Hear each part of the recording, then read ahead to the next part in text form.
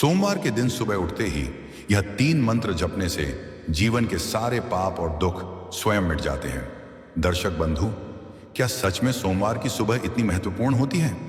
क्या सच में सिर्फ जागने के कुछ क्षणों में हमारा पूरा जीवन बदल सकता है? ये वही सवाल हैं जो हर भक्त के मन में कभी ना कभी उठते हैं, और आज हम उसी रहस्य को खोलने वाले हैं। सुबह का समय वो पवित्र पल जब हमारी आंख अभी अभी खुलती है, जब मन पर दुनियादारी की धूल अभी नहीं जमी होती, जब आत्मा सबसे अधिक शांत और निर्मल होती है। उसी समय के गए शब्द, किए गए विचार, किए गए मंत्र सीधे ब्रह्मांड में प्रविष्ट होते हैं। और सोमवार तो भगवान भोलेनाथ का दिन है। विनाश के स्वामी, करुणा के सागर, पापों को भस्म करने वाले महादेव उनका दिन। हमने हमेशा सुना है, अगर सोमवार की सुबह शिव जी का नाम ले लिया जाए तो कई जन्मों के पाप भी धुल जाते हैं। पर क्या कभी हमने इस बात को महसूस किया है? शायद नहीं, क्योंकि हम मंत्रों को सिर्फ शब्द समझते रहे, जबकि मंत्र ऊर्जा होते हैं, शक्ति होते हैं, एक ऐसी तरंग जो सीधे भगवान शिव के चरणों तक पहुंचती है। जब हम सोमवार की सुबह उठते हैं और पहली सांस लेते हैं, तो उस सांस की गर्माहट में पिछले जन्मों के कर्म भी हिलते हैं। और अगर उसी समय हम 3 पवित्र मंत्रों का जप कर दें, तो वे मंत्र हमारे भीतर जमी तमाम नकारात्मकताओं को तोड़ना शुरू कर देते हैं। कहा गया है, जो मनुष्य सोमवार को सुबह सुबह महादेव के 3 विशेष मंत्र जपता है, उसके जीवन में चल रहा अंधकार, दुख, बाधाएं, दुर्भाग्य सब के सब धीरे धीरे खत्म होने लगते हैं। सोमवार की सुबह भगवान शिव के कान सबसे ज्यादा खुले होते हैं। हमारी पुकार, हमारा जप, हमारी आवाज उन्हें बिना किसी बाधा के पहुंचती है। इसीलिए इस दिन के मंत्र साधारण मंत्र नहीं रहते, वे सीधी प्रार्थना बन जाते हैं, सीधी अरदास बन जाते हैं, सीधा संवाद बन जाते हैं। और हम ये बात भी जानते हैं, शिव जल्दी प्रसन्न होते हैं और जल्दी रुष्ट भी नहीं होते। बस एक सच्ची पुकार और वे हमारे जीवन का काला भाग्य तक बदल देते हैं। तो आज हम आपको 3 ऐसे दिव्य मंत्र बताने वाले हैं, जिन्हें सुनकर आप समझ जाएंगे कि क्यों आर्षि मुनि इन्हें पाप नाशक मंत्र कहते थे, क्यों इन मंत्रों को सोमवार की सुबह जपना इतना जरूरी माना गया है, और क्यों इन मंत्रों के जप से जीवन की राह अचानक आसान होने लगती है। लेकिन उससे पहले हम अपना मन शांत कर लें, अपने विचारों को धीमा कर लें, क्योंकि मंत्र तभी काम करते हैं जब हम उन्हें श्रद्धा से सुनते और समझते हैं। अब हम आपको आगे की कथा में बताने वाले हैं, कैसे एक साधारण मनुष्य ने इन 3 मंत्रों की शक्ति से अपना भाग्य बदला, अपना अंधकार मिटाया और अपने जीवन में वह प्रकाश पाया जिसे पाने के लिए लोग पूरा जीवन भटक जाते हैं। अब आप तैयार हो जाइए, क्योंकि आगे जो आने वाला है वह सिर्फ मंत्र नहीं, भगवान शिव की कृपा का साक्षात अनुभव है। लेकिन दर्शक बंधु, आगे बढ़ने से पहले हम आपको एक अत्यंत गंभीर बात बता दें, जिसे हमारे प्राचीन धर्म ग्रंथों में विशेष रूप से बताया गया है कि सोमवार का व्रत केवल एक उपवास नहीं है। यह भगवान शिव के प्रति हमारी आस्था, हमारा समर्पण और हमारी आत्मा का शुद्धिकरण है। और इस व्रत से जुड़ी कोई भी कथा, कोई भी सीख अगर बीच में छोड़ दी जाए, तो वह केवल ज्ञान से वंचित होना नहीं है, बल्कि यह अपने ही सौभाग्य को अधूरा छोड़ देने जैसा है। क्योंकि अधूरी कथा मन में संदेह, भय और भ्रम पैदा करती है, और यह भ्रम इंसान को उस राह से भटका देता है जिस राह पर भगवान भोलेनाथ स्वयं हमारी रक्षा के लिए खड़े होते हैं। सोमवार की कथा अधूरी छोड़ना ऐसा माना गया है जैसे शिव की कृपा का द्वार स्वयं अपने हाथों से बंद कर देना। इसीलिए हम आपसे विनम्र निवेदन करते हैं कि आज की इस सोमवार व्रत कथा को अंत तक अवश्य सुने, क्योंकि यह केवल एक कथा नहीं है, यह शिव भक्ति का वह दर्पण है जिसमें हम अपने कर्मों, अपने व्यवहार और अपनी नीयत को स्पष्ट रूप से देख सकते हैं। हो सकता है इस कथा का कोई एक शब्द, कोई एक प्रसंग आपकी वर्षों पुरानी समस्या समाप्त कर दे, आपको संकटों से बचा ले, या आपके जीवन में वह प्रकाश ला दे जिसकी आप लंबे समय से प्रतीक्षा कर रहे हैं। क्योंकि सोमवार व्रत की कथाओं में वह दिव्य शक्ति होती है जो दुष्कर्मों को पवित्र कर्म में बदल देती है और पापों को शिव के चरणों में समर्पित कर देती है। और यदि आप सच्चे शिव भक्त हैं, तो यह आपका धर्म है कि ऐसी पवित्र शिक्षाओं को केवल अपने तक सीमित ना रखें, उन्हें अधिक से अधिक लोगों तक पहुंचाएं, ताकि हर घर में शांति, समृद्धि और शिव कृपा का प्रकाश फैल सके। इसलिए इस वीडियो को प्रेम से लाइक करें, अपने परिवार और मित्रों के साथ अवश्य साझा करें, और हमारे चैनल को सब्सक्राइब करना ना भूलें, ताकि शिव व्रत, शिव महिमा और शिव भक्ति की ऐसी गहरी कथाएं आपको निरंतर मिलती रहे। तो चलिए दर्शक बंधु, श्रद्धा, भक्ति और पूर्ण विश्वास के साथ सोमवार व्रत की इस दिव्य कथा की शुरुआत करते हैं। बहुत पुरानी बात है। एक सुंदर और समृद्ध राज्य था कनकपुर। इस धरती पर न्याय करने वाले और दयालु राजा देवराज का राज्य था। प्रजा बहुत सुखी थी। राज्य में शांति और समृद्धि का वास था। राजा की अच्छी व्यवस्था और धर्म के प्रति लगाव के कारण पड़ोसी राज्यों तक में उनकी प्रशंसा फैली हुई थी। किंतु अब राजा बूढ़े हो चले थे। शरीर कमजोर होने लगा था। चलने में कठिनाई होती थी, पर मन में एक गहरी चिंता लगातार उन्हें सताती रहती थी। राजा देवराज के 3 पुत्र थे। बड़े बेटे का नाम था राजकुमार धूर्त सिंह, मझले बेटे का नाम था राजकुमार गर्वेश और सबसे छोटे बेटे का नाम था राजकुमार सत्यप्रिय। तीनों ही राजकुमार शिक्षित थे, युद्ध कला में निपुण थे और देखने में सुंदर थे, लेकिन तीनों के स्वभाव में जमीन आसमान का अंतर था। बड़े राजकुमार धूर्त सिंह बहुत ही चालाक और चतुर थे।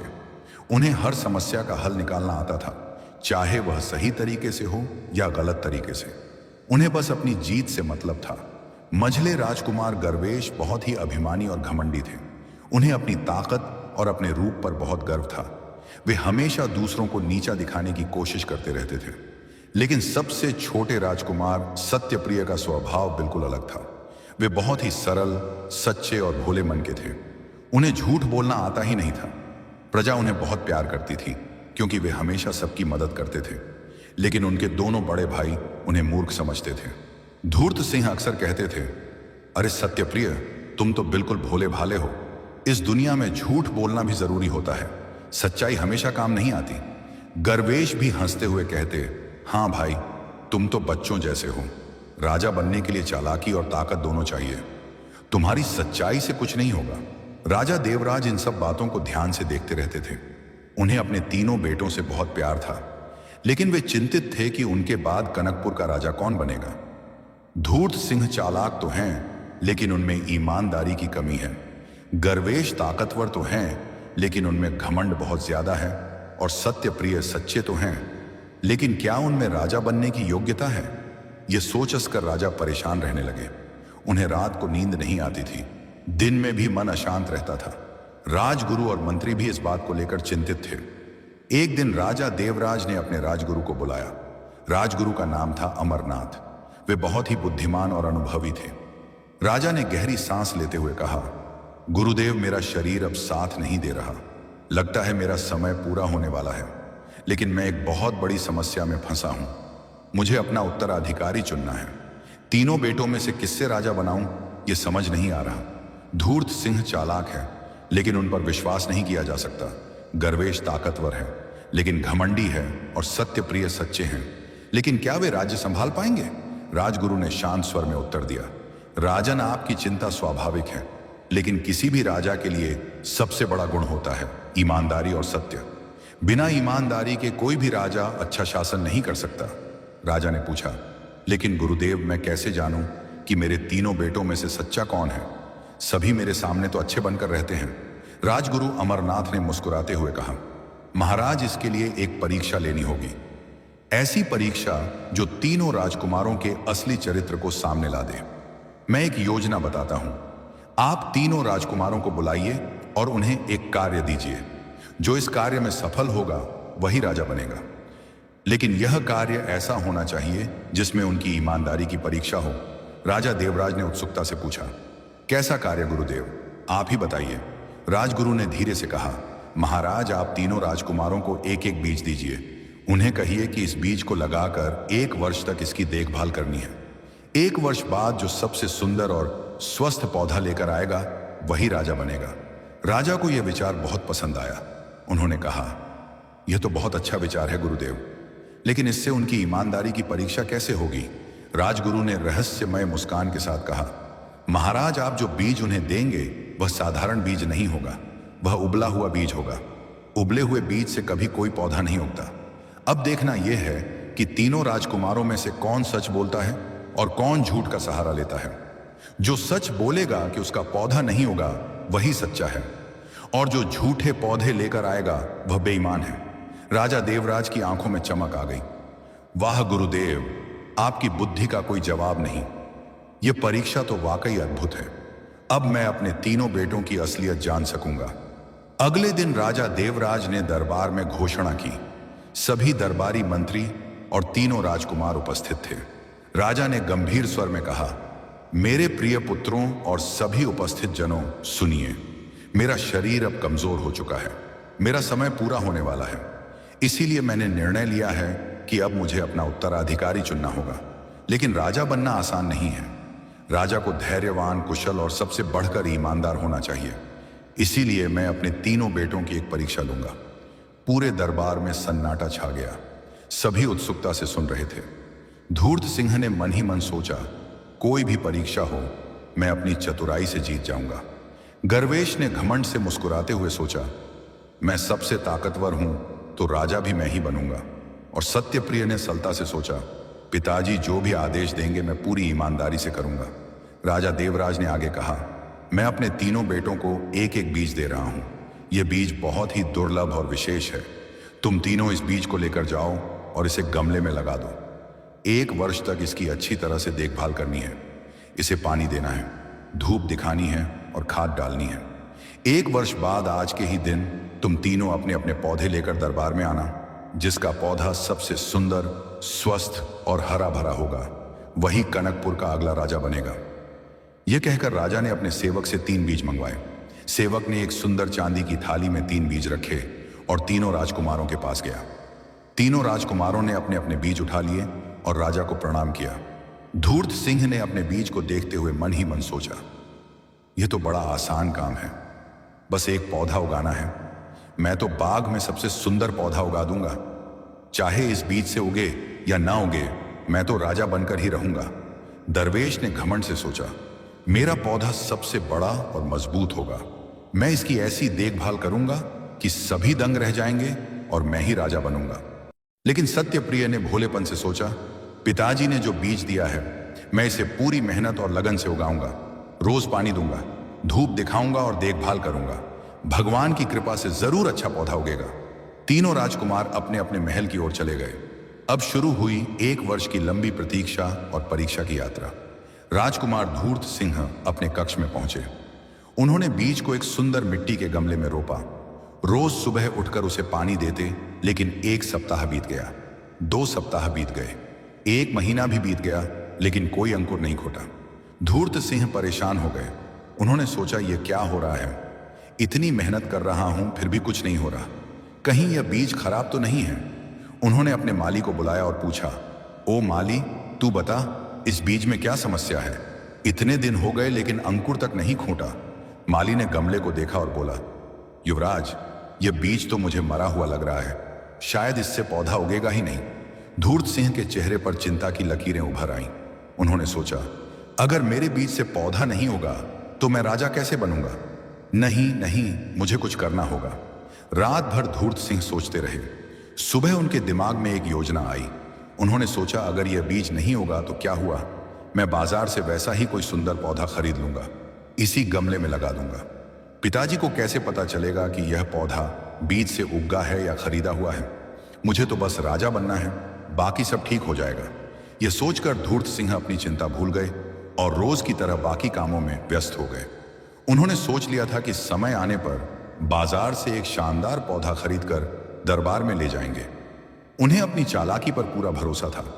इधर राजकुमार गर्वेश भी अपने कक्ष में बीज रोपकर उसकी देखभाल कर रहे थे। उन्होंने सोचा था कि वे सबसे अच्छे माली को बुलाएंगे और उससे सबसे बड़ा पौधा उगवाएंगे। उन्होंने महल के सबसे अनुभवी माली को बुलाया और आदेश दिया, सुन माली, मुझे इस बीज से सबसे बड़ा और सबसे सुंदर पौधा चाहिए। तू रोज इसकी देखभाल करना, सबसे अच्छी खाद डालना, सबसे अच्छा पानी देना। अगर यह पौधा अच्छा नहीं होगा तो मैं तुझे दंड दूंगा। माली डर गया और बोला, जी युवराज, जैसा आप कहेंगे। माली रोज आकर गमले में पानी देता, खाद डालता और धूप दिखाता। लेकिन 1 महीना बीत गया, 2 महीने बीत गए, फिर भी कुछ नहीं होगा।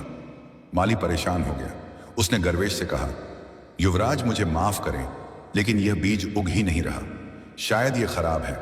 दरवेश को बहुत गुस्सा आया। उन्होंने माली को डांटते हुए कहा, तू निकम्मा है, तुझे पौधा उगाना भी नहीं आता। चल भाग यहां से, मैं खुद देखभाल करूंगा। माली डरते हुए वहां से चला गया। अब गर्वेश खुद पौधे की देखभाल करने लगे। वे रोज सुबह उठकर गमले को देखते, उसमें पानी डालते, धूप दिखाते, लेकिन फिर भी कुछ नहीं हुआ। 3 महीने बीत गए लेकिन एक भी अंकुर नहीं घुटा। दरवेश अब चिंतित होने लगे।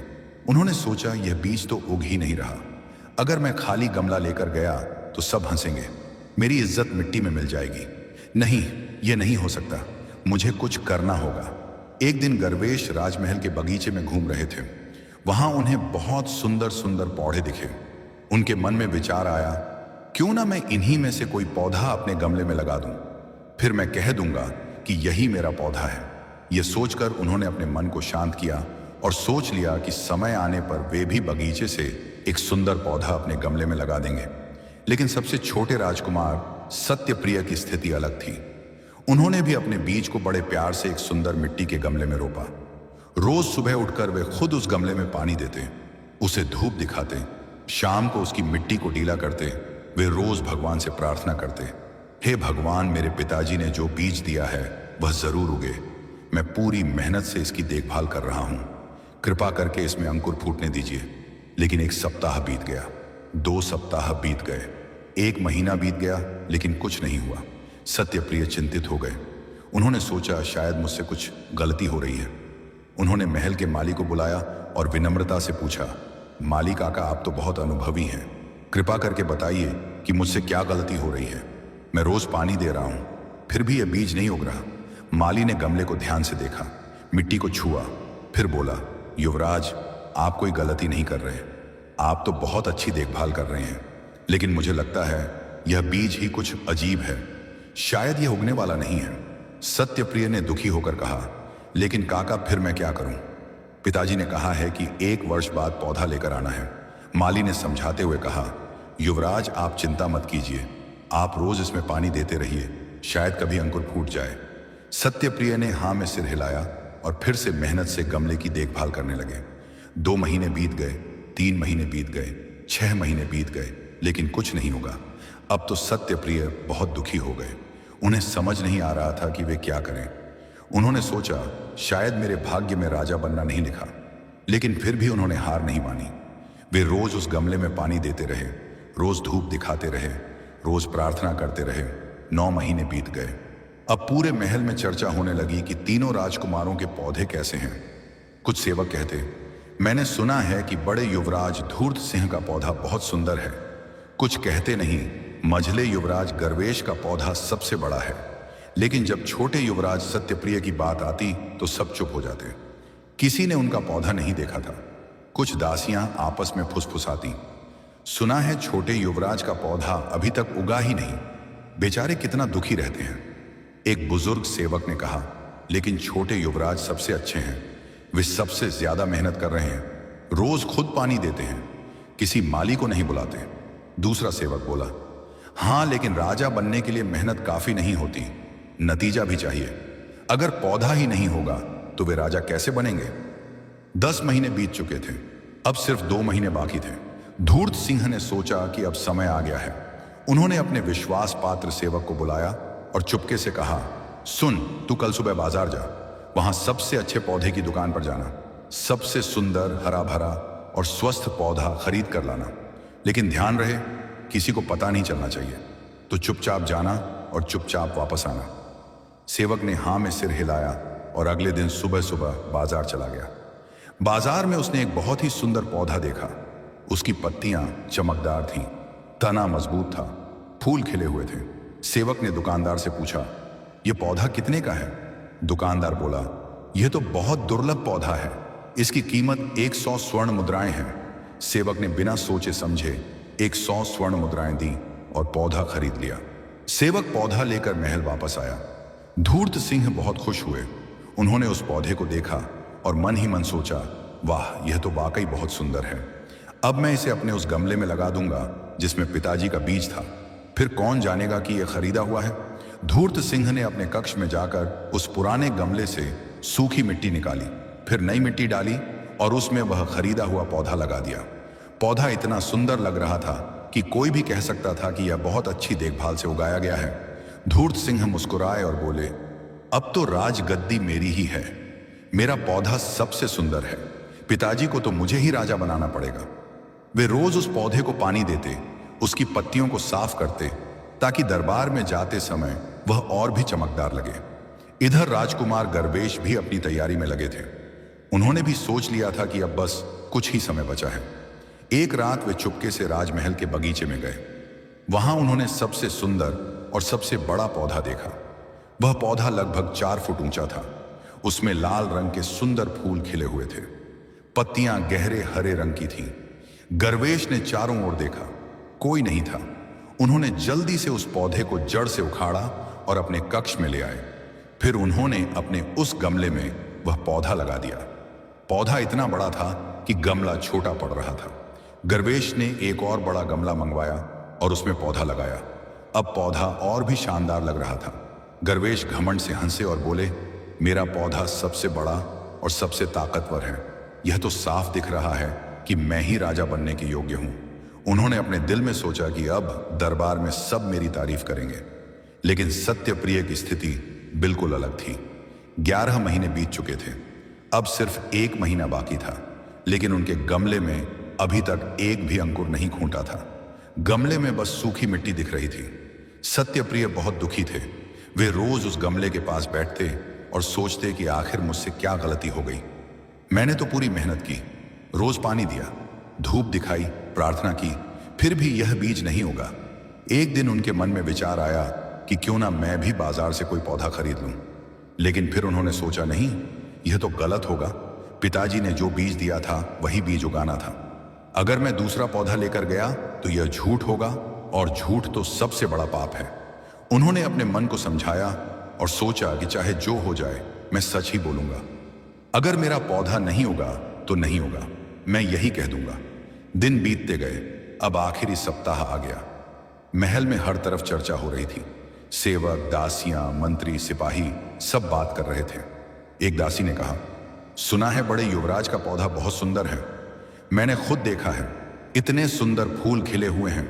दूसरी दासी बोली, लेकिन मंझले युवराज का पौधा तो और भी बड़ा है, लगभग 4 फुट ऊंचा। इतना बड़ा पौधा मैंने पहले कभी नहीं देखा। तीसरी दासी ने दुखी होकर कहा, लेकिन बेचारे छोटे युवराज, उनका पौधा तो उगा ही नहीं।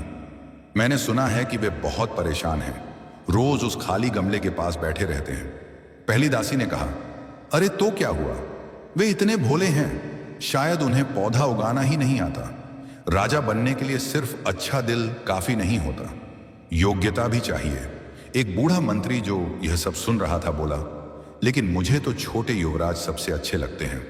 वे ईमानदार हैं, सच बोलते हैं, प्रजा से प्यार करते हैं।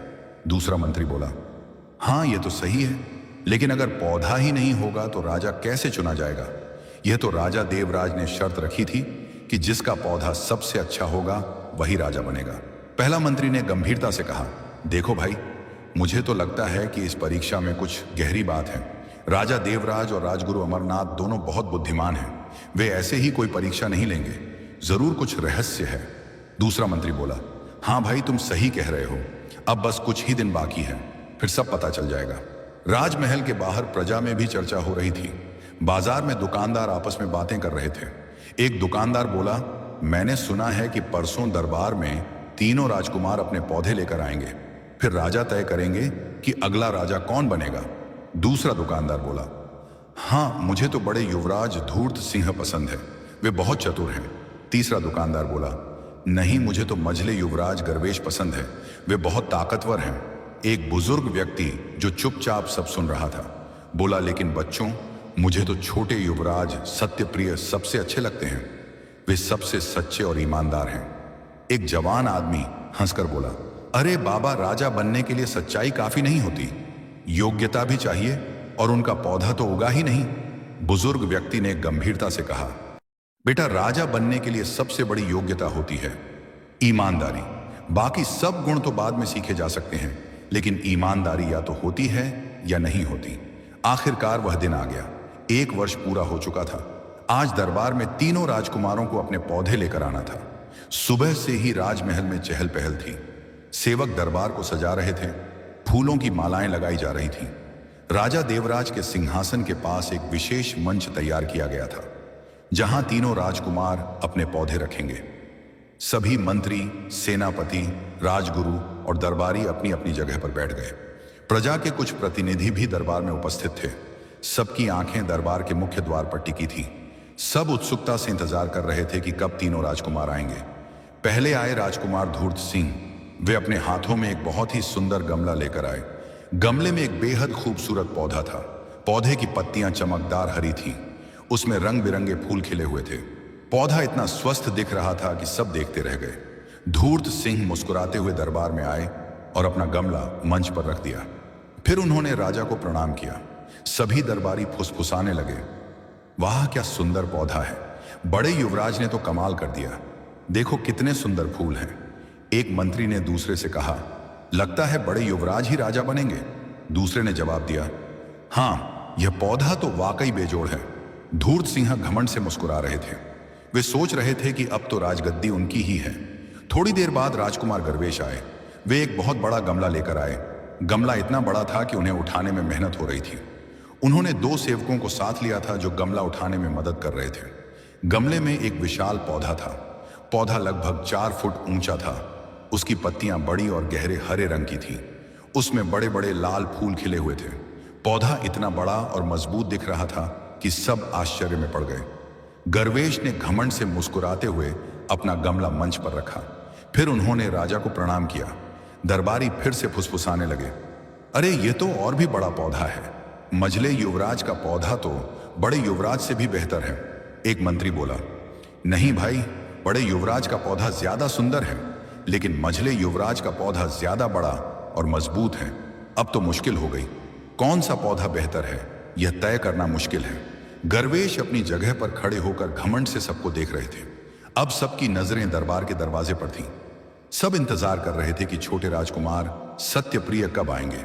कुछ लोग फुसफुसा रहे थे कि शायद वे आएंगे ही नहीं, उनका पौधा तो उगा ही नहीं, वे शर्म के मारे नहीं आएंगे। लेकिन तभी दरबार का दरवाजा खुला। सत्यप्रिय धीरे धीरे अंदर आए। उनके हाथों में एक छोटा सा गमला था, लेकिन उस गमले में कोई पौधा नहीं था। गमले में बस सूखी मिट्टी थी। सत्यप्रिय का सिर झुका हुआ था, उनकी आंखों में आंसू थे। वे धीरे धीरे चलते हुए मंच की तरफ बढ़े। पूरे दरबार में सन्नाटा छा गया। सब चुपचाप देख रहे थे। कुछ लोग हंसने लगे, कुछ लोगों ने आपस में फुसफुसाना शुरू किया। एक दरबारी बोला, देखा मैंने कहा था ना कि छोटे युवराज का पौधा नहीं होगा। दूसरा बोला, अरे वे तो खाली गमला लेकर आ गए। यह भी कोई बात हुई। अब तो साफ है कि या तो बड़े युवराज राजा बनेंगे या मझले युवराज। सत्यप्रिय ने अपना खाली गमला मंच पर रखा। फिर उन्होंने राजा को प्रणाम किया। उनके गाल गीले थे, वे रो रहे थे। उन्होंने कांपती आवाज में कहा, पिताजी मुझे माफ कर दीजिए। मैंने पूरी मेहनत की, रोज पानी दिया, रोज धूप दिखाई, रोज प्रार्थना की, लेकिन फिर भी मेरा बीज नहीं होगा। मैं जानता हूं कि मैं राजा बनने के योग्य नहीं हूं, लेकिन मैं झूठ नहीं बोल सकता था। मैं बाजार से पौधा खरीद कर ला सकता था या किसी और जगह से पौधा उखाड़ कर ला सकता था, लेकिन यह गलत होता। आपने जो बीज दिया था वही बीज मुझे उगाना था, और वह बीज नहीं उगा। इसीलिए मैं खाली गमला लेकर आया हूं। मुझे माफ कर दीजिए पिताजी। यह कहकर सत्यप्रिय फूट फूट कर रोने लगे। पूरा दरबार उनकी बात सुन रहा था। कुछ लोगों की आंखों में आंसू आ गए, लेकिन धूर्त सिंह और गरवेश मुस्कुरा रहे थे। वे सोच रहे थे कि अब तो राजगद्दी उनमें से किसी एक की ही है। राजा देवराज अपने सिंहासन पर बैठे सब कुछ देख रहे थे। उनके चेहरे पर कोई भाव नहीं था। उनके बगल में राजगुरु अमरनाथ खड़े थे। राजा ने धीरे से राजगुरु की तरफ देखा। राजगुरु ने मुस्कुराकर सिर हिलाया। राजा ने गहरी सांस ली। फिर उन्होंने अपनी जगह से उठने की कोशिश की, लेकिन उनका शरीर कमजोर था। 2 सेवकों ने उन्हें सहारा दिया। राजा धीरे धीरे उठे और मंच की तरफ बढ़े। पूरा दरबार सांस रोककर देख रहा था। सब सोच रहे थे कि अब राजा क्या फैसला सुनाएंगे। राजा पहले धूर्त सिंह के पौधे के पास गए। उन्होंने पौधे को देखा, फूलों को छुआ। फिर वे गर्ज के पौधे के पास गए। उन्होंने उस बड़े पौधे को भी देखा, पत्तियों को छुआ। फिर वे सत्यप्रिय के खाली गमले के पास आए। उन्होंने गमले को उठाया, मिट्टी को छुआ। फिर वे सत्यप्रिय के पास गए और उनके सिर पर हाथ रखा। राजा देवराज की आंखों में आंसू थे। उन्होंने प्यार से सत्यप्रिय को गले लगाया। फिर उन्होंने पूरे दरबार की तरफ मुड़कर कहा, मेरे प्रिय प्रजाजनों, मंत्रियों, सेनापतियों और सभी उपस्थित लोगों, सुनिए। आज मैं अपने उत्तराधिकारी की घोषणा करने जा रहा हूं। कनकपुर का अगला राजा होगा मेरा सबसे छोटा बेटा राजकुमार सत्यप्रिय। यह सुनकर पूरा दरबार चौंक गया। सब एक दूसरे की तरफ देखने लगे। कुछ लोग फुसफुसाने लगे। धूर्त सिंह और गर्ज के चेहरे पर गुस्सा और आश्चर्य था। धूर्त सिंह बोले, लेकिन पिताजी यह कैसे हो सकता है? उनका पौधा तो उगा ही नहीं। आपने खुद कहा था कि जिसका पौधा सबसे अच्छा होगा वही राजा बनेगा। दरवेश भी गुस्से से बोले, हाँ पिताजी, यह तो अन्याय है। हमारे पौधे इतने सुंदर और बड़े हैं और आप उसे राजा बना रहे हैं जिसका पौधा उगा ही नहीं। राजा देवराज ने अपना हाथ उठाया। पूरा दरबार फिर से शांत हो गया। राजा ने गंभीर स्वर में कहा, धैर्य रखो मेरे बेटों, मैं तुम्हें सब कुछ समझाता हूं। जो बीज मैंने तुम तीनों को दिए थे वे साधारण बीज नहीं थे, वे उबले हुए बीज थे। उबले हुए बीज से कभी कोई पौधा नहीं उगता। यह असंभव है। मैंने यह परीक्षा तुम तीनों की ईमानदारी जांचने के लिए ली थी। मैं देखना चाहता था कि तुम में से कौन सच बोलता है और कौन झूठ का सहारा लेता है। धूर्त सिंह, तुमने बाजार से पौधा खरीदकर अपने गमले में लगा लिया। गर्वेश, तुमने राजमहल के बगीचे से पौधा उखाड़कर अपने गमले में लगा लिया। लेकिन सत्यप्रिय, तुमने झूठ का सहारा नहीं लिया। तुमने सच बोल दिया कि तुम्हारा बीज नहीं होगा। यही सच्चाई मुझे चाहिए थी। यही ईमानदारी एक राजा में होनी चाहिए। पूरा दरबार सन्नाटे में था। सबको अब समझ आ गया कि यह परीक्षा क्या थी। धूर्त सिंह और गर्वेश के चेहरे शर्म से झुक गए। उन्हें अपनी गलती का एहसास हो गया। राजा ने आगे कहा, मेरे बेटों, तुम दोनों में भी बहुत अच्छे गुण हैं। धूर्त सिंह, तुम बहुत चतुर हो, समस्याओं का हल निकालना तुम्हें आता है। और गर्वेश, तुम बहुत बलवान हो, युद्ध कला में तुम निपुण हो। लेकिन तुम दोनों में एक बहुत बड़ी कमी है। तुम में ईमानदारी की कमी है। एक राजा चाहे कितना भी चतुर हो, चाहे कितना भी ताकतवर हो, अगर वह ईमानदार नहीं है तो वह अच्छा राजा नहीं बन सकता। प्रजा का विश्वास जीतने के लिए सबसे जरूरी चीज है ईमानदारी। बिना ईमानदारी के कोई भी राज्य लंबे समय तक नहीं चल सकता। धूर्त सिंह ने सिर झुकाकर कहा, पिताजी, मुझे माफ कर दीजिए। मैंने बहुत बड़ी गलती की। मुझे अपनी चतुराई पर इतना घमंड हो गया था कि मैं सही गलत का फर्क भूल गया। मैं समझ गया हूं कि ईमानदारी से बड़ी कोई चतुराई नहीं होती। गर्वेश भी आगे बढ़े और बोले, पिताजी, मुझसे भी बहुत बड़ी भूल हुई। मुझे अपनी ताकत पर इतना घमंड था कि मैं भूल गया कि असली ताकत तो चरित्र में होती है। मैं समझ गया हूं कि सच्चाई से बड़ी कोई ताकत नहीं होती। दोनों भाइयों ने सत्यप्रिय की तरफ देखा। सत्यप्रिय अभी भी रो रहे थे, लेकिन अब यह खुशी के आंसू थे। धूर्त सिंह और गर्वेश ने अपने छोटे भाई को गले लगाया। धूर्त सिंह ने कहा, भाई, हम दोनों को तुम पर बहुत गर्व है। हम तुम्हें मूर्ख समझते थे, लेकिन असल में मूर्ख तो हम थे। तुम सच्चे हीरे हो। गर्वेश ने भी कहा, हाँ भाई, तुम सबसे योग्य हो। तुम ही इस राज्य के राजा बनने के हकदार हो। हम दोनों हमेशा तुम्हारा साथ देंगे, तुम्हारी मदद करेंगे। सत्यप्रिय ने अपने दोनों भाइयों को गले लगाया और बोले, भैया, आप दोनों मुझसे बड़े हैं। आप दोनों में बहुत गुण हैं। मुझे आप दोनों की जरूरत है। धूर्त सिंह, भैया, आप मेरे मंत्री बनिए। आपकी बुद्धि से राज्य की समस्याओं का हल निकलेगा। और गर्वेश भैया, आप मेरे सेनापति बनिए। आपकी ताकत से राज्य की रक्षा होगी। हम तीनों मिलकर इस राज्य को और भी समृद्ध बनाएंगे। राजा देवराज की आंखों में खुशी के आंसू थे। उन्होंने तीनों बेटों को एक साथ गले लगाया। फिर उन्होंने कहा, मेरे बेटों, आज मेरा दिल बहुत खुश है। मुझे एक योग्य उत्तराधिकारी मिल गया। लेकिन इससे भी बड़ी खुशी यह है कि तुम तीनों ने एक दूसरे को समझा। तुम तीनों ने मिलकर काम करने का फैसला किया। यही असली ताकत है। जब भाई भाई मिलकर चलते हैं तो कोई भी मुश्किल आसान हो जाती है। सत्यप्रिय, तुम राजा बनोगे, लेकिन याद रखना कि ईमानदारी के साथ साथ बुद्धि और ताकत भी जरूरी है। अपने भाइयों की मदद लेना, उनकी सलाह सुनना और हमेशा प्रजा की भलाई के बारे में सोचना। राजगुरु अमरनाथ आगे बढ़े और बोले, महाराज, आपने बहुत अच्छा फैसला लिया। यह परीक्षा वाकई अद्भुत थी। आज सबको एक बहुत बड़ी सीख मिली है। ईमानदारी से बड़ा कोई गुण नहीं। झूठ से मिली सफलता कभी टिकती नहीं और सच्चाई की हमेशा जीत होती है। पूरे दरबार में तालियां बजने लगीं। सभी दरबारी, मंत्री, सेनापति खुशी से नाच उठे। प्रजा के प्रतिनिधि भी खुश थे। एक बुजुर्ग व्यक्ति ने कहा, धन्य हो राजा देवराज, आपने बहुत अच्छा फैसला लिया। सत्यप्रिय सबसे योग्य है। वे सच्चे हैं, ईमानदार हैं। वे हमारी प्रजा का ख्याल रखेंगे।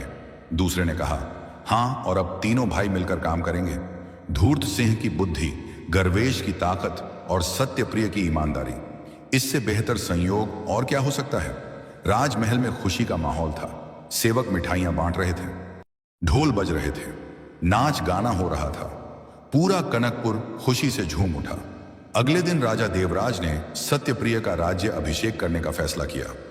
लेकिन सत्यप्रिय ने विनम्रता से कहा, पिताजी, मैं अभी राजा बनने के लिए तैयार नहीं हूं। मुझे अभी बहुत कुछ सीखना है। कृपा करके आप अभी कुछ समय और राज्य संभालिए। मैं आपके साथ रहकर राज्य चलाना सीखूंगा। धूर्त सिंह भैया से बुद्धि सीखूंगा, गर्वेश भैया से ताकत सीखूंगा और आपसे और राजगुरु जी से ज्ञान सीखूंगा। जब मैं पूरी तरह तैयार हो जाऊंगा तभी राजा बनूंगा। राजा देवराज की आंखों में गर्व था। उन्होंने कहा, बेटा, तुम्हारी यह विनम्रता तुम्हें और भी बड़ा बनाती है। जो व्यक्ति यह समझता है कि उसे अब भी सीखना है, वही सच्चा ज्ञानी होता है। जो घमंड से भर जाता है वह कभी आगे नहीं बढ़ता। तुम सही कह रहे हो। तुम कुछ समय अपने भाइयों और मुझसे सीखो, फिर जब समय आएगा तुम राजा बनोगे। इस तरह अगले कुछ महीने बीते। सत्यप्रिय रोज अपने पिता के साथ दरबार में बैठते, प्रजा की समस्याएं सुनते, न्याय करना सीखते। धूर्त सिंह उन्हें राजनीति और कूटनीति सिखाते, कब किस तरह का फैसला लेना चाहिए ये समझाते। गर्वेश उन्हें युद्ध कला सिखाते, तलवार चलाना, घोड़े की सवारी करना, सेना को संभालना सब सिखाते। राजगुरु अमरनाथ उन्हें धर्म और नीति की शिक्षा देते, वेद पुराण पढ़ाते, जीवन के गहरे रहस्य समझाते। सत्यप्रिय बहुत मेहनत से सब कुछ सीख रहे थे। वे जानते थे कि राजा बनना आसान नहीं है। राजा को हर विषय में निपुण होना चाहिए। उन्हें यह भी एहसास था कि उनके दोनों भाई उनसे ज्यादा अनुभवी हैं, इसलिए वे उनसे विनम्रता से सीख रहे थे। एक दिन एक बड़ी समस्या आई। पड़ोसी राज्य के राजा ने कनकपुर पर हमला करने की धमकी दी। उस राजा का नाम था दुर्योधन। वह बहुत क्रूर और अत्याचारी था। उसने संदेश भेजा कि या तो कनकपुर आत्मसमर्पण कर दे या युद्ध के लिए तैयार हो जाए। राजा देवराज बहुत चिंतित हो गए। उनका शरीर अब इतना कमजोर हो चुका था कि वे युद्ध नहीं कर सकते थे। उन्होंने दरबार बुलाया। तीनों राजकुमार, सभी मंत्री और सेनापति उपस्थित थे। राजा ने पूछा, हमें क्या करना चाहिए? क्या हमें आत्मसमर्पण कर देना चाहिए या युद्ध करना चाहिए? गर्वेश गुस्से से बोले, पिताजी, हम कभी आत्मसमर्पण नहीं करेंगे। मैं अपनी पूरी सेना लेकर दुर्योधन से युद्ध करूंगा। हम उसे हरा देंगे। धूर्त सिंह ने समझदारी से कहा, भैया, थोड़ा धैर्य रखो। दुर्योधन बहुत ताकतवर है। उसकी सेना हमारी सेना से दोगुनी है। अगर हम सीधे युद्ध करेंगे तो हार सकते हैं। हमें कोई चालाकी से काम लेना होगा। सत्यप्रिय चुपचाप सब सुन रहे थे। फिर उन्होंने कहा, पिताजी, क्या मैं एक सुझाव दे सकता हूं? राजा ने कहा, हाँ बेटा, जरूर बोलो। सत्यप्रिय बोले, मैंने सुना है कि दुर्योधन को धन का बहुत लोभ है। वह बहुत लालची है। क्यों ना हम उसे संधि का प्रस्ताव भेजें? हम उसे कुछ धन देने का वादा करें, बदले में वह हम पर हमला ना करें। इससे हमें युद्ध से बचने का मौका मिलेगा और हमारी प्रजा भी सुरक्षित रहेगी। धूर्त सिंह ने खुश होकर कहा, वाह सत्यप्रिय, ये तो बहुत अच्छा विचार है। लेकिन हमें यह भी सोचना होगा कि अगर हमने उसे एक बार धन दिया तो वह बार बार मानता रहेगा। सत्यप्रिय ने कहा, हाँ भैया, आप सही कह रहे हैं। इसलिए हम उसे एक शर्त रखेंगे। हम उसे धन देंगे, लेकिन बदले में वह हमारे साथ व्यापार करेगा। इससे दोनों राज्यों को फायदा होगा और आगे चलकर हम दोस्त बन जाएंगे। राजा देवराज को यह विचार बहुत पसंद आया। उन्होंने कहा, बेटा, तुमने बहुत अच्छा सुझाव दिया। युद्ध से बचना हमेशा बेहतर होता है। अगर हम बिना खून खराबे के समस्या हल कर सकते हैं तो यही सबसे अच्छा रास्ता है। गर्वेश थोड़े नाराज थे। उन्होंने कहा, लेकिन पिताजी, अगर हम हर बार पैसे देकर दुश्मन को खुश करेंगे तो हमारी कमजोरी दिखेगी। सत्यप्रिय ने शांति से समझाया, भैया, हम पैसे देकर दुश्मन को खुश नहीं कर रहे। हम व्यापार का प्रस्ताव दे रहे हैं। इससे दोनों राज्यों को फायदा होगा और अगर फिर भी दुर्योधन ने हमला किया तो हम युद्ध के लिए तैयार रहेंगे। लेकिन पहले शांति का रास्ता आजमाना चाहिए। गर्वेश को बात समझ आ गई। उन्होंने कहा, ठीक है सत्यप्रिय, तुम सही कह रहे हो। हम पहले शांति का प्रयास करते हैं। राजा देवराज ने एक दूत भेजा दुर्योधन के पास। दूत ने संधि का प्रस्ताव रखा। दुर्योधन को यह प्रस्ताव पसंद आया। उसे धन का लालच तो था ही, साथ ही व्यापार से भी उसे फायदा दिखा। उसने संधि स्वीकार कर ली। इस तरह बिना युद्ध के समस्या हल हो गई। कनकपुर की प्रजा बहुत खुश हुई। सब सत्यप्रिय की तारीफ करने लगे। राजा देवराज ने खुश होकर कहा, बेटा तुमने आज साबित कर दिया कि तुम एक योग्य राजा बन सकते हो। तुमने बुद्धि से काम लिया, शांति का रास्ता चुना और सबकी भलाई के बारे में सोचा। यही एक अच्छे राजा के गुण हैं। धूर्त सिंह और गर्वेश भी अपने छोटे भाई पर गर्व महसूस कर रहे थे। धूर्त सिंह ने कहा, सत्य प्रिय, तुमने मुझसे बुद्धि से काम लेना सीख लिया। गर्वेश ने कहा, और तुमने यह भी सीख लिया कि कब लड़ना है और कब शांति बनानी है। अब तुम पूरी तरह तैयार हो। कुछ दिनों बाद राजा देवराज ने फिर से दरबार बुलाया। इस बार उन्होंने घोषणा की, मेरे प्रिय प्रजाजनों, आज मैं अपने बेटे सत्यप्रिय का राज्याभिषेक करने जा रहा हूं। अब वे पूरी तरह तैयार हैं। उन्होंने अपने भाइयों से बहुत कुछ सीखा है। उन्होंने मुझसे और राजगुरु जी से भी बहुत कुछ सीखा है। अब समय आ गया है कि वे कनकपुर के राजा बने। पूरे दरबार में खुशी की लहर दौड़ गई। सभी ने तालियां बजाईं। राजगुरु अमरनाथ ने सत्यप्रिय का राज्य अभिषेक किया। उनके सिर पर मुकुट रखा, उन्हें सिंहासन पर बिठाया। धूर्त सिंह और गर्वेश ने अपने छोटे भाई को गले लगाया और आशीर्वाद दिया। राजा देवराज की आंखों में खुशी के आंसू थे। उन्होंने कहा, बेटा अब तुम राजा हो, लेकिन याद रखना कि राजा होना सिर्फ ताज पहनना नहीं है। राजा होना एक बहुत बड़ी जिम्मेदारी है। तुम्हें हमेशा प्रजा की भलाई के बारे में सोचना है, हमेशा सच बोलना है, हमेशा ईमानदारी से काम करना है और हमेशा अपने भाइयों की सलाह सुननी है। राजा सत्यप्रिय ने हाथ जोड़कर कहा, पिताजी मैं वादा करता हूं कि मैं हमेशा ईमानदारी से राज्य चलाऊंगा। मैं कभी झूठ नहीं बोलूंगा। मैं हमेशा प्रजा की भलाई के बारे में सोचूंगा और मैं अपने भाइयों की सलाह जरूर लूंगा। मैं अकेला नहीं हूं, हम तीनों भाई मिलकर इस राज्य को स्वर्ग बना देंगे। धूर्त सिंह ने कहा, हाँ भैया, मैं तुम्हारा मंत्री हूं, मैं हमेशा तुम्हें सही सलाह दूंगा। गर्वेश ने कहा, और मैं तुम्हारा सेनापति हूं, मैं हमेशा राज्य की रक्षा करूंगा। कोई भी दुश्मन हम पर हमला करने की हिम्मत नहीं करेगा। राजगुरु अमरनाथ ने आशीर्वाद देते हुए कहा, राजन, आप तीनों को मेरा आशीर्वाद है। आप तीनों मिलकर इस राज्य को बहुत ऊंचाई तक ले जाएंगे। ईमानदारी, बुद्धि और ताकत जब एक साथ आ जाते हैं तो कोई भी लक्ष्य असंभव नहीं रहता। उसके बाद के वर्षों में कनकपुर बहुत समृद्ध हुआ। राजा सत्यप्रिय ने हमेशा ईमानदारी से राज्य चलाया। उन्होंने कभी झूठ नहीं बोला, कभी किसी के साथ धोखा नहीं किया। प्रजा उनसे बहुत प्यार करती थी। धूर्त सिंह ने अपनी बुद्धि का सही इस्तेमाल किया। उन्होंने राज्य की समस्याओं को सुलझाया, व्यापार बढ़ाया, अन्य राज्यों से अच्छे संबंध बनाए। गर्वेश ने अपनी ताकत का सही इस्तेमाल किया। उन्होंने सेना को मजबूत बनाया, राज्य की सीमाओं की रक्षा की, लेकिन कभी किसी पर अनावश्यक हमला नहीं किया। तीनों भाई मिलकर काम करते थे, आपस में प्यार करते थे, एक दूसरे की सलाह सुनते थे। इसी कारण कनकपुर बहुत शक्तिशाली और समृद्ध राज्य बन गया। दूर दूर से लोग यहाँ आते और कहते कि यह तो स्वर्ग जैसा राज्य है। यहाँ न्याय है, शांति है, समृद्धि है और सबसे बढ़कर प्रेम है। कुछ वर्षों बाद राजा देवराज का देहांत हो गया। तीनों भाई बहुत दुखी हुए, लेकिन उन्होंने अपने पिता की शिक्षाओं को हमेशा याद रखा। वे हमेशा याद रखते थे कि उनके पिता ने उन्हें क्या सिखाया था। ईमानदारी सबसे बड़ा गुण है। झूठ से मिली सफलता कभी टिकती नहीं और भाइयों को हमेशा एक साथ रहना चाहिए। राजा सत्यप्रिय ने अपने पिता की याद में एक सुंदर मंदिर बनवाया। उस मंदिर में एक विशेष जगह पर 3 गमले रखे गए। एक गमले में सुंदर फूलों वाला पौधा था जो चतुराई का प्रतीक था। दूसरे गमले में बड़ा और मजबूत पौधा था जो ताकत का प्रतीक था और तीसरे गमले में सिर्फ मिट्टी थी जो ईमानदारी का प्रतीक था। हर साल उस दिन जब राजा देवराज ने परीक्षा ली थी, एक बड़ा उत्सव मनाया जाता था। इस उत्सव को सत्य पर्व कहा जाता था।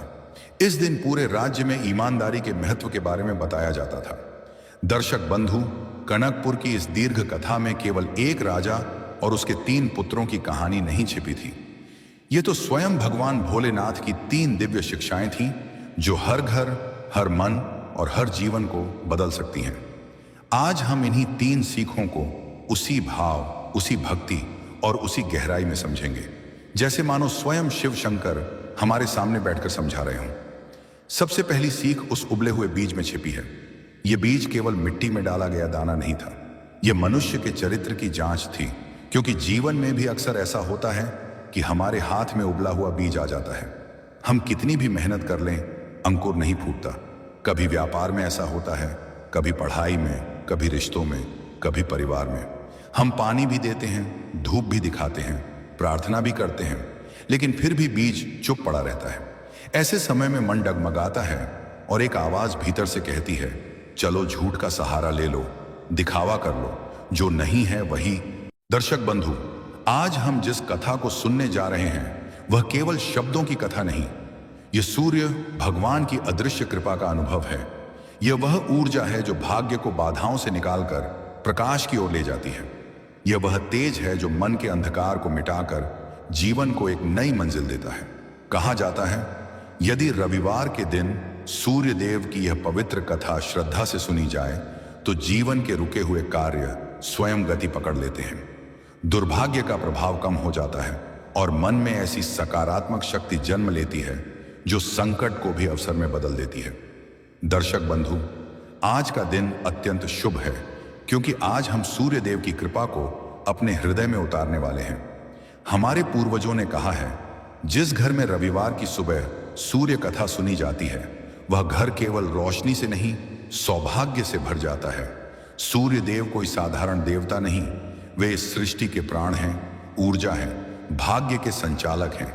यदि सूर्य की कृपा जीवन में हो तो दुर्भाग्य भी उजाले में बदल जाता है। जैसे हर सुबह जब सूर्य भगवान अपने दिव्य रथ पर सवार होकर आकाश में उदय होते हैं तो उनकी पहली किरण पृथ्वी को नया जीवन देती है, वैसे ही यह कथा हमारे मन में नई आशा का जन्म देगी। हम सब जानते हैं, सूर्य केवल प्रकाश के देव नहीं, वे स्वास्थ्य के देव हैं, धन के रक्षक हैं, आत्मविश्वास के दाता हैं और मनुष्य के कर्मों को दिशा देने वाले देवता हैं। जब सूर्य प्रसन्न होते हैं तो भाग्य खिल उठता है, मन में नई ऊर्जा जागती है, परिवार में सुख शांति बढ़ती है, व्यवसाय में गति आती है और रोग, बाधाएं, चिंता और कर्ज सूर्य की पहली किरण की तरह धीरे धीरे विलीन होने लगते हैं। दर्शक बंधु, आज हम एक ऐसी पवित्र कथा सुनेंगे जो केवल सुनने के लिए नहीं, अपने जीवन में उतारने के लिए है।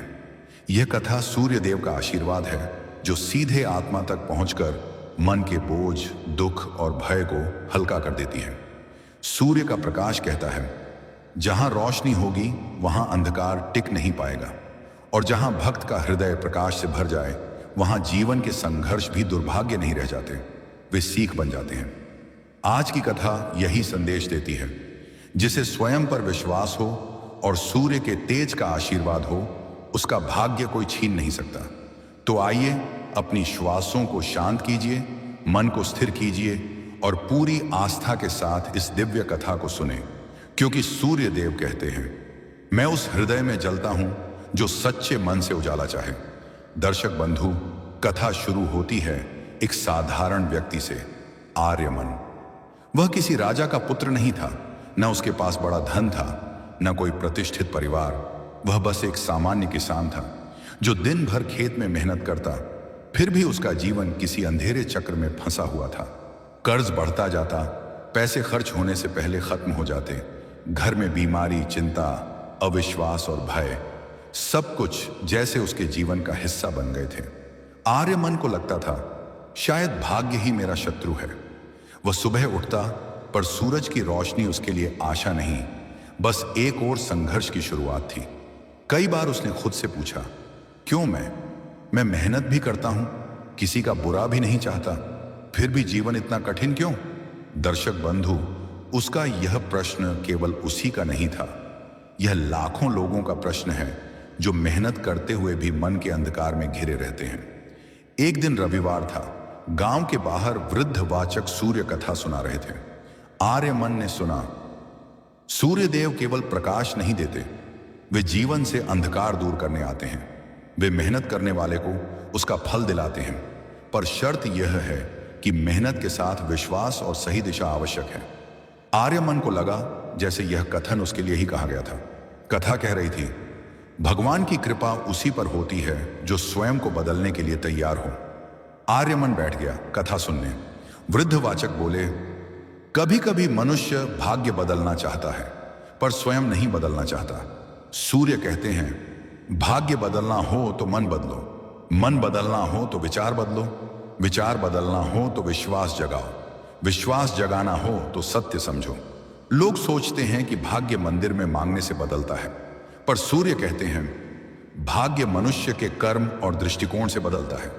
वाचक ने कहा, सूर्य की आराधना का मूल संदेश है जो जागृत रहे वही प्रगति पाए, जो मन, बुद्धि और कर्म में सोया रहे उसके लिए सूर्य भी उदय होकर बेकार है। आर्यमन गहराई से सुन रहा था, जैसे ये कथा सीधे उसके दिल में प्रवेश कर रही हो। वह अपनी थकान भूल गया। उसके मन में वर्षों से जमे संदेह धीरे धीरे पिघलने लगे। वाचक की आवाज फिर गूंजी, सूर्य भक्ति कठिन नहीं, सूर्य भक्ति स्पष्ट है।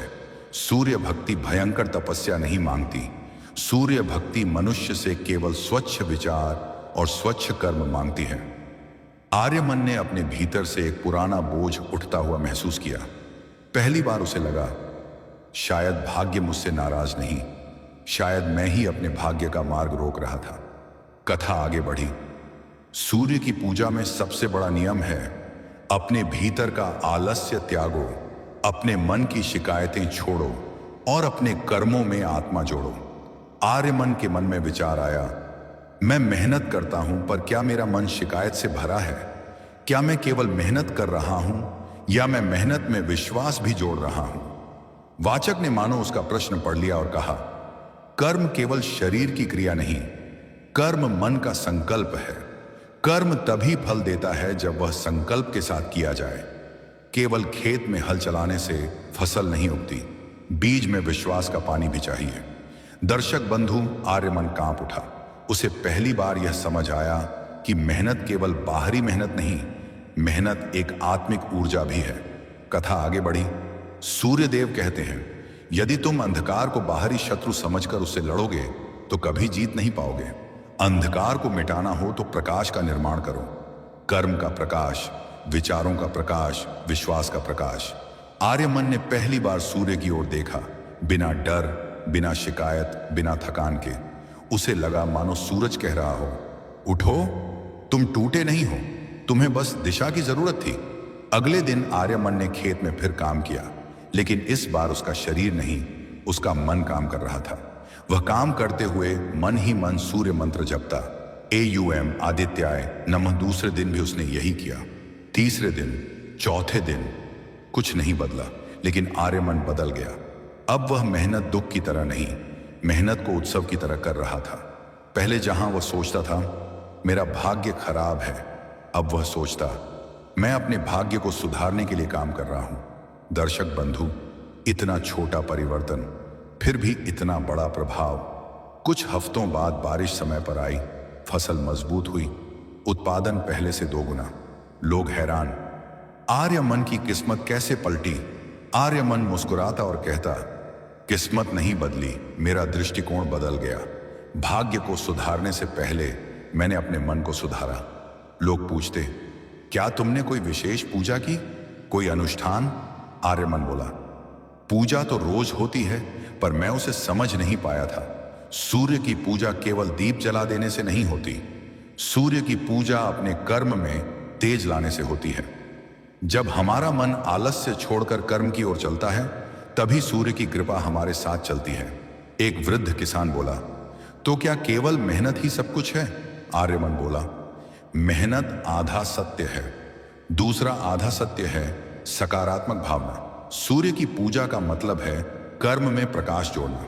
जो मन में शिकायत, भय और संदेह रखकर काम करे वह सूर्य से दूर हो जाता है, और जो मन में विश्वास रखकर काम करे वह सूर्य की पहली किरण जैसा बन जाता है।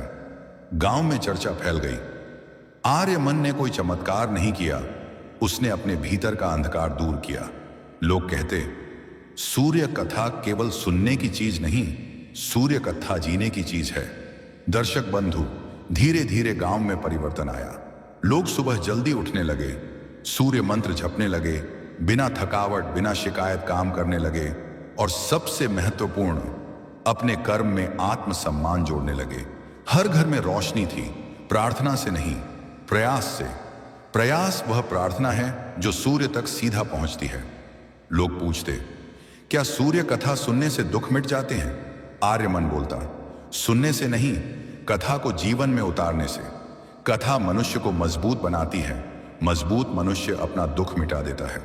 यही सूर्य की कृपा है और यही समझ गांव की नियति बदल गई। दर्शक बंधु, सूर्य सिर्फ प्रकाश नहीं, सूर्य दिशा है। जो दिशा को समझ ले वह अंधकार से डरता नहीं, वह अंधकार को मिटा देता है। दर्शक बंधु, गांव में परिवर्तन स्पष्ट हो चुका था। आर्यमन के जीवन ने यह सिद्ध कर दिया कि सूर्य भक्ति केवल पूजा में नहीं, सूर्य भक्ति कर्म में जागने वाली रोशनी है। लेकिन यह कथा अभी समाप्त नहीं हुई थी। जिस दिन परिवर्तन स्थिर होने लगता है, उसी दिन एक नया परीक्षा द्वार भी खुलता है। गांव के पास के नगर में एक बड़ा व्यापारी था। उसका नाम था तेजन। उसके पास धन था, प्रतिष्ठा थी, पर उसके भीतर संदेह और भय था। वह सोचता था, अगर लोग सूर्य भक्ति में कर्म की शक्ति को पहचानने लगेंगे तो लोग डरकर पूजा नहीं करेंगे, दान मेरे पास नहीं आएगा, मेरा मंदिर व्यवसाय कमजोर हो जाएगा। जिस स्थान पर लाभ धर्म से बड़ा हो जाए, वहां धर्म विरोध पैदा होता है। तेजन ने सोचा, मुझे इस सूर्य भक्ति को रोकना होगा। लोगों को कर्म की नहीं, मेरी दान की जरूरत होनी चाहिए। उसने अपने पुरोहितों और कुछ धूर्त लोगों को इकट्ठा किया। वे गांव आए और आर्यमन से बोले, तुम सूर्य भक्ति को गलत दिशा में ले जा रहे हो। भक्ति में कर्म कहां? भक्ति तो केवल पूजा है, मंत्र है, दान है। तुम लोगों को कर्म की ओर मोड़कर देवताओं से दूर कर रहे हो। आर्यमन ने शांत स्वर में उत्तर दिया, भक्ति मनुष्य को देवता की इच्छा का दास नहीं बनाती। भक्ति मनुष्य को आत्मसम्मान देती है। दान पर निर्भर रहने वाला भक्त नहीं, कमजोर होता है। सूर्य भक्त वह है जो स्वयं अपनी मेहनत और सद्बुद्धि से जीवन चलाए। तेजन बोला, तो क्या दान गलत है? आर्यमन बोला, दान गलत नहीं, दान का उद्देश्य गलत हो सकता है। दान वह है जो किसी को निर्भर न बनाए, दान वह है जो किसी को खड़ा कर दे। तेजन ने ताना मारा, तुम लोगों को पूजा कम और कर्म ज्यादा सिखा रहे हो, ऐसा धर्म कैसे हो सकता है? आर्यमन मुस्कुराया और बोला, पूजा का उद्देश्य क्या है? ईश्वर को प्रसन्न करना या स्वयं में सुधार लाना? पुरोहितों ने उत्तर दिया, स्वयं में सुधार तो मनुष्य को करना चाहिए, किसी देवता की आवश्यकता ही क्या है? आर्यमन ने गंभीर स्वर में कहा, यदि मनुष्य ईश्वर को समझ ले तो मनुष्य स्वयं में सुधार करता है, और यदि मनुष्य स्वयं में सुधार कर ले तो उसे देवता की शक्ति प्राप्त होती है। ईश्वर पूजा में नहीं, ईश्वर सुधार में उतरते हैं। भीड़ में हलचल होने लगी। तेजन की योजना कमजोर पड़ने लगी। तेजस्विता धार्मिक आस्था से नहीं आती, सत्य से आती है। आर्यमन ने आगे कहा, सूर्य हमें दान नहीं देते, सूर्य हमें ऊर्जा देते हैं। ऊर्जा को उपयोग करना हमारा कर्म है। यदि प्रकाश मिलकर भी हम अंधकार में रहें तो दोष सूरज का नहीं, दोष हमारी दृष्टि का है। सूर्य केवल प्रकाश देते हैं, चुनना हमें पड़ता है कि उस प्रकाश में खेत बोए या अशांति। तेजन चौंक गया। ऐसा धर्म तर्क उसने कभी नहीं सुना था। उसने फिर कहा, लेकिन भक्ति में पूजा का अधिकार पुरोहितों के पास है, लोग अपने आप कैसे पूजा करें? आर्यमन बोला, सूर्य की पूजा मन में होती है, सूर्य की पूजा आंखों की रोशनी में होती है, सूर्य की पूजा कर्म की ईमानदारी में होती है। यदि पूजा केवल पुरोहितों के अधिकार में हो जाए तो भक्ति व्यापार बन जाती है। सूर्य भक्ति व्यापार नहीं, सूर्य भक्ति जीवन का चरित्र है। पुरोहित गुस्से से बोले, तुम हमारे कार्य पर हमला कर रहे हो। आर्यमन बोला, मैं किसी पुरोहित पर हमला नहीं कर रहा, मैं उस अज्ञान पर चोट कर रहा हूं जो मनुष्य को स्वतंत्रता से रोकता है। सूर्य की पूजा मंदिर में हो या मन में, सूर्य को फर्क नहीं पड़ता, पर पूजा कैसी हो इससे मनुष्य को फर्क पड़ता है। भीड़ में बैठे लोग एक एक बात खामोश होकर समझ रहे थे। आस्था अब तार्किक रूप से मजबूत हो रही थी। दर्शक बंधु, जिस धर्म में आस्था और बुद्धि मिल जाए उस धर्म को कोई शक्ति रोक नहीं सकती। तेजन भीतर से भयभीत हो चुका था।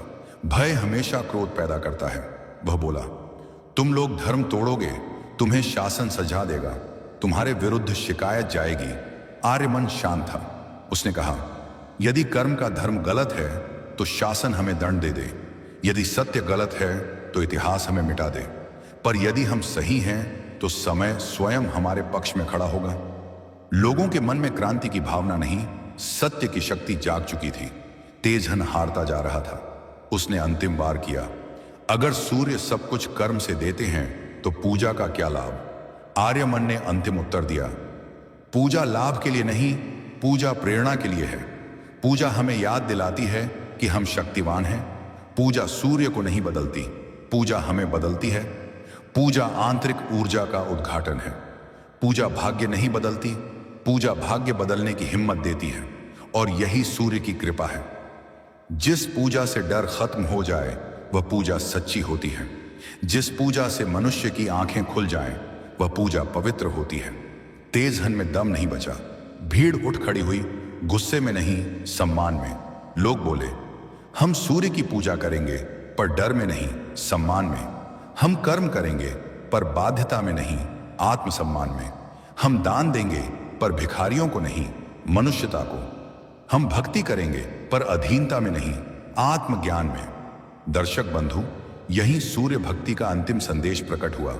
सूर्य पूजा व्यक्ति को देवताओं का दास नहीं बनाती, सूर्य पूजा व्यक्ति को कर्म स्वामी बनाती है। सूर्य भक्ति चमत्कार नहीं देती, सूर्य भक्ति चरित्र देती है। सूर्य देव दुख नहीं मिटाते, सूर्य देव दुख मिटाने की शक्ति देते हैं। जो अपने जीवन की जिम्मेदारी से भागे वह सूर्य का भक्त नहीं, जो अपने जीवन की जिम्मेदारी उठाए वही सूर्य का सच्चा भक्त है। आर्यमन की आवाज अंत में गूंजी, सूर्य देव हमें बांधते नहीं, सूर्य देव हमें जगाते हैं। जो जागे वही सूर्य का, जो सोए वह अंधकार का। आज से सूर्य मंदिर छोटा नहीं हुआ, आज से मनुष्य बड़ा हो गया। आज से सूर्य पूजा खत्म नहीं हुई, आज से सूर्य पूजा कर्म में प्रवेश कर गई। यही सूर्य कथा का अंतिम संदेश है। कर्म ही प्रार्थना है, कर्म ही भक्ति है, कर्म ही भाग्य है। दर्शक बंधु, आर्यमन की बुद्धि अब केवल उसका जीवन नहीं बदल रही थी, अब वह समाज के स्वरूप को बदलने लगी थी। जो लोग पहले भिखारी मानसिकता में जीते थे, वे अब आत्मसम्मान का महत्व समझ रहे थे। जो व्यापारी पहले दान का दिखावा करते थे, वे अब मेहनत का मूल्य पहचानने लगे थे। परंतु परिवर्तन कभी परंपरा के साथ नहीं चलता, परिवर्तन परंपराओं को चुनौती भी देता है। तेजहन पराजित हुआ था, पर उसका मन पराजय स्वीकार करने वाला नहीं था। लाभ खोते लोग धर्म को बदलने नहीं देते, वे धर्म को रोकना चाहते हैं। उसने नगर के बड़े व्यापारियों को इकट्ठा किया और कहा, यदि यह सूर्य धर्म विस्तृत हो गया तो लोग दान बंद कर देंगे, गरीब कमाने लगेंगे, हमारी दुकानों का लाभ घट जाएगा, हमारे मंदिरों में भीड़ कम हो जाएगी, और धर्म के नाम पर हम जो कुछ कमाते हैं वह सब खत्म हो जाएगा। कुछ व्यापारी बोले, तो हम आर्यमन को रोकें, क्या वह विद्रोही है? एक नेता व्यापारी बोला, नहीं, वह विद्रोही नहीं, उसने कोई आक्रोश पैदा नहीं किया, उसने लोगों को सोचने के लिए कहा। सोच सबसे खतरनाक होती है। यदि मनुष्य सोचने लगे तो उसका नियंत्रण खो जाता है, इसीलिए हमें उसकी सोच पर नियंत्रण चाहिए। तेजहन बोला, फिर हम क्या करें? व्यापारी नेता बोला, सूर्य धर्म को दमन नहीं किया जा सकता, पर उसे अपने लाभ के लिए मोड़ा जा सकता है। लोगों को कर्म करना सिखाओ, पर यह भी कहो कि कर्म में सफलता के लिए वे मंदिर और पूजा पर निर्भर रहें। भक्ति को स्वतंत्र नहीं रहने देना है, भक्ति को नियंत्रण में रखना है। दर्शक बंधु, व्यापार में बुद्धि होती है, और जब बुद्धि लाभ से जुड़ जाए तो वह समाज को अनुशासित नहीं, शांत गुलाम बनाना चाहती है। उन्होंने योजना बनाई, सूर्य धर्म को आधा अपनाओ, आधा बांध दो। लोगों को यह सिखाओ, कर्म करो परंतु सफल होने के लिए दान मंदिर को दो।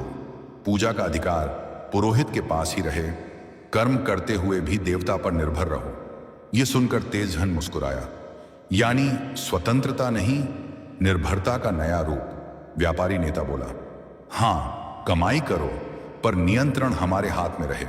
गांव की ओर लौटते हैं। आर्यमन सूर्य धर्म सिखा रहा था, बिना शास्त्र, बिना डर, बिना व्यापार। उसने बच्चों को कहा, शिक्षा केवल किताबें नहीं, शिक्षा चरित्र है।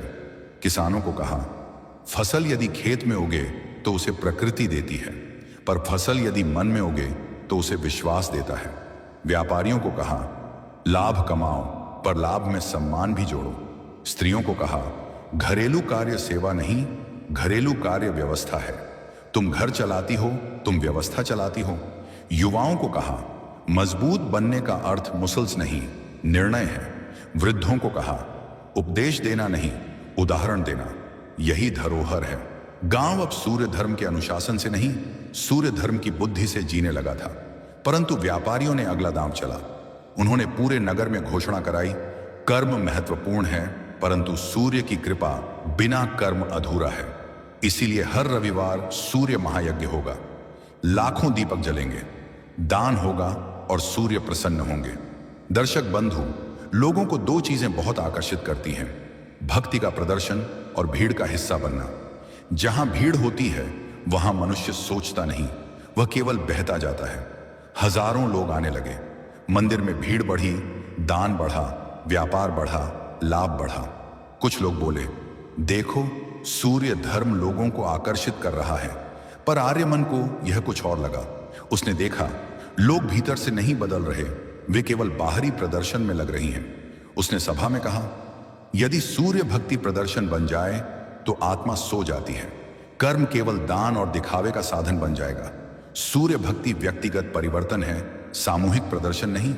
एक पुरोहित ने उपहास करते हुए कहा, तो क्या भीड़ में सूर्य नहीं होते? आर्यमन बोला, सूर्य भीड़ में होते हैं, पर सूर्य भीड़ के गिरे हुए विचारों में नहीं उतरते। सूर्य एक साथ सबको प्रकाश देते हैं, पर समझ केवल उनमें आती है जो स्वयं को जागरूक बनाते हैं। लोगों में दो धड़े बन गए। कुछ ने कहा, आर्यमन सही है, भक्ति सरल होनी चाहिए। कुछ ने कहा, लेकिन बड़े यज्ञ से बड़ा फल मिलता है, छोटे पूजा से नहीं। दर्शक बंधु, मनुष्य हमेशा बड़े चमत्कार खोजता है, जबकि ईश्वर उसे छोटे परिवर्तनों की ओर बुलाता है। आर्यमन ने कहा, सूर्य की ऊर्जा आकाश से नहीं उतरती, ऊर्जा मनुष्य के भीतर उठती है। यदि मनुष्य की दृष्टि जाग जाए तो सूर्य की पहली किरण ही चमत्कार है, और यदि दृष्टि अंधी हो तो हजार यज्ञ भी चमत्कार नहीं कर सकते। अब व्यापारियों और पुरोहितों ने उसे पूरी तरह रोकने की योजना बनाई। उन्होंने राजा के पास संदेश भेजा, यह व्यक्ति धर्म की शक्ति को कमजोर कर रहा है। यदि यह बढ़ा तो लोग मंदिरों पर निर्भर नहीं रहेंगे, दान बंद हो जाएगा, समाज अनुशासनहीन हो जाएगा। राजा ने संदेश भेजा, आर्यमन को बुलाओ, वह धर्म के विरुद्ध कार्य करता प्रतीत होता है। संदेश गांव पहुंचा, लोग भयभीत हो गए। कुछ ने कहा, क्या अब हमें दंड मिलेगा? कुछ ने कहा, क्या सूर्य धर्म राज्य द्वारा रोका जाएगा? वीर युवकों ने कहा, हम लड़ेंगे।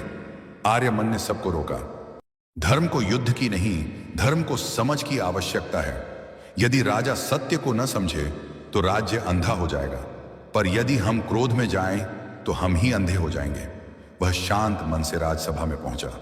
राजा ने पूछा, तुम सूर्य की भक्ति को नियम हीन कर रहे हो? आर्यमन बोला, नहीं महाराज, मैं सूर्य भक्ति को अनुरोधहीन कर रहा हूं।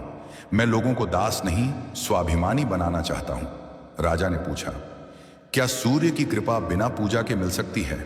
आर्यमन बोला, कृपा पूजा से नहीं, कर्म से मिलती है।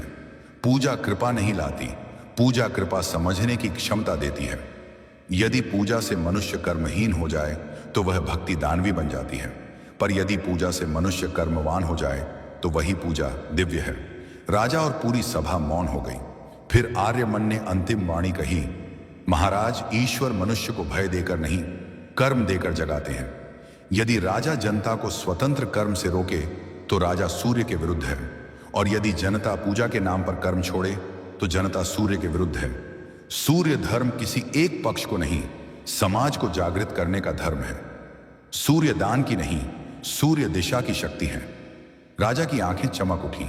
राजा बोला, तो क्या तुम यह कह रहे हो कि धर्म राज्य को नहीं, राज्य धर्म को सिखाए?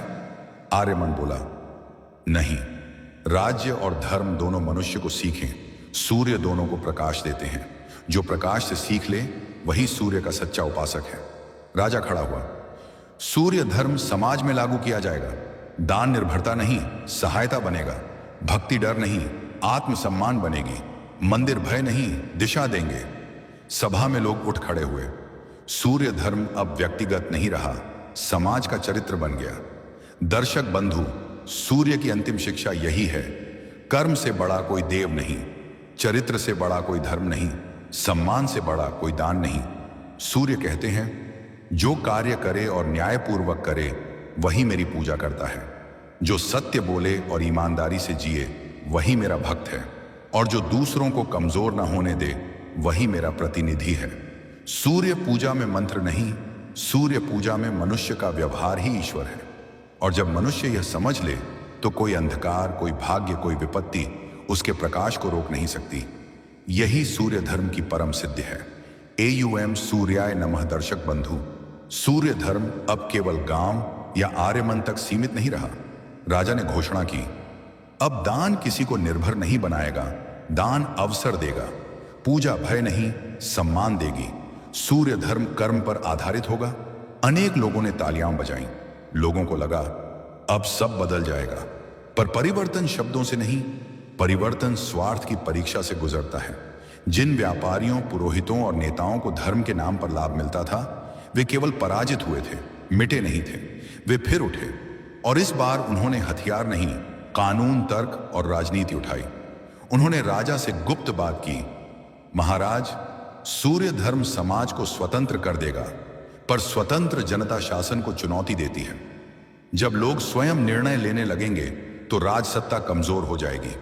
आप शासन करना चाहते हैं या लोगों को अपने बराबर खड़ा करना चाहते हैं? राजा को प्रश्न हिला गया। सब शासकों में शक्ति को खोने का भय होता है। भय अज्ञान से नहीं, भय अधिकार खोने के डर से होता है। व्यापारी नेता बोला, यदि लोग अपने कर्म के स्वामी बन गए तो वे कर चुकाना भी प्रश्न कर सकते हैं। वह कहेंगे, हम अपना जीवन खुद चला रहे हैं, राज्य क्यों चलाए? पुरोहित बोला, यदि लोग स्वयं पूजा करने लगे तो पुरोहितों की क्या भूमिका रह जाएगी? कुछ मंत्रियों ने कहा, सूर्य धर्म यदि व्यक्तिगत शक्ति बन गया तो सत्ता कमजोर हो जाएगी, राज्य को धर्म पर नियंत्रण रखना चाहिए। राजा मौन रहा। राजा का मौन इतिहास बदल देता है। दूसरी तरफ आर्यमन अपने गांव लौट चुका था। उसे राजा के संदेह की खबर नहीं थी। वह लोगों को सिखा रहा था, कर्म को सम्मान चाहिए, दान को स्वाभिमान चाहिए, भक्ति को विवेक चाहिए। गांव में लोग सनराइज के साथ उठते, काम करते और शाम को सूर्य मंत्र के साथ अपने दिन की समीक्षा करते। आर्यमन एक सभा में बोल रहा था, जो मनुष्य शाम को अपने कर्मों का मूल्यांकन कर ले, उसे सुबह किसी देवता से कुछ मांगने की आवश्यकता नहीं होती, क्योंकि जिसने रात को सत्य देखा वह सुबह का सूर्य बनकर उठता है। लोग समझ रहे थे कि सूर्य धर्म कोई अनुष्ठान नहीं, एक आत्मिक अनुशासन है। युवक पूछते, गुरु आर्यमन, क्या हम राजा से कुछ मांगे? न्याय, भूमि, सहायता, धन? आर्यमन कहता, राज्य से मांगना नहीं, राज्य के साथ मिलकर समाज को बनाना सीखो। हम दास नहीं, हम सहयोगी हैं। किसानों ने पूछा, हमारी फसल अच्छी होती है पर बाजार में मूल्य कम मिलता है, क्या सूर्य धर्म सरकार को मूल्य बढ़ाने के लिए कहेगा? आर्यमन बोला, सूर्य धर्म सरकार को आदेश नहीं देता, सूर्य धर्म सरकार को शिक्षित करता है। सरकार हमारी मदद नहीं करेगी, सरकार हमें समझेगी। मूल्य बढ़ाना मदद नहीं, मूल्य बढ़ाना न्याय है। लोग बोले, तो क्या हमें अधिकार मांगना चाहिए? आर्यमन बोला, अधिकार मांगने की नहीं, अधिकार समझाने की चीज है। जिस दिन जनता अधिकार के अर्थ को समझ ले, अधिकार उसे स्वतः मिल जाते हैं। दर्शक बंधु, जनता यदि शक्ति को ज्ञान से प्रभावित कर दे तो शक्ति जनता की साथी बन जाती है। इसी बीच राज्यसभा में पुनः बहस शुरू हुई। राजा के एक मंत्री ने कहा, महाराज, आर्यमन जनता को इतना समझा देगा कि वे राज्य को प्रश्न करने लगेंगे। सूर्य धर्म जनता को शक्तिशाली बना रहा है, इससे सत्ता और अनुशासन को खतरा है। राजा बोला, पर क्या जनता को शक्ति नहीं मिलनी चाहिए? व्यापारी नेता बोला, शक्ति जनता को मिले पर नियंत्रित रूप में, जैसे रोशनी को मंदिर की मोमबत्ती में बंद कर रखा जाता है। यदि सूर्य की रोशनी पूरे घर में फैल जाए तो मोमबत्ती का मूल्य क्या रहेगा? पुरोहित बोला, सूर्य धर्म में डर नहीं,